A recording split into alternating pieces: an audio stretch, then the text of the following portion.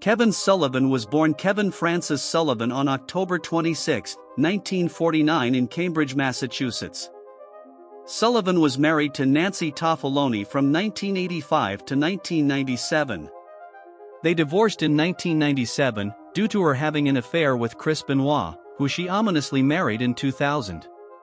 He began wrestling in 1970 under the ring name Johnny West in the NWA, and won the NWA Gulf Coast Tag Team Championships alongside Ken Lucas in March of 1971.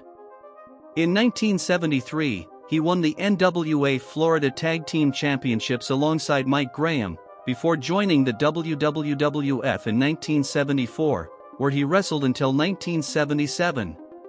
During the early 1980s, Sullivan became a three-time NWA National Television Champion. In 1981, Sullivan wrestled in the Memphis territory, where he teamed with Wayne Ferris, aka the Honky Tonk Man managed by Jimmy Hart.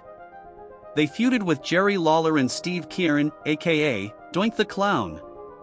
In 1982, Sullivan began wrestling for CWF, and began using the Prince of Darkness gimmick. There, some of his biggest rivals included Dusty Rhodes and Barry Windham. Sullivan eventually began wrestling for WCW in 1987, and formed the Varsity Club, with Mike Rotunda and Rick Steiner. In December of 1988, he and Dr. Death Steve Williams won the WCW United States Tag Team Championships at Starrcade, by defeating the Fantastics, Bobby Fulton and Tommy Rogers. In 1993, Sullivan and Woman, aka Nancy Toffoloni, joined ECW, where he made his debut, teaming with Abdullah the Butcher, against Stan Hansen and Terry Funk, in a bunkhouse match. In December of that year, he formed a tag team with the Tasmaniac, and defeated Shane Douglas and Tommy Dreamer for the ECW Tag Team Championships. In May of 1994, he won the WCW Tag Team Championships, alongside Cactus Jack at Slamboree, by defeating the Nasty Boys. Sullivan retired from wrestling in 1997, around the time he divorced Toffoloni. He was inducted into the NWA Hall of Fame in 2014.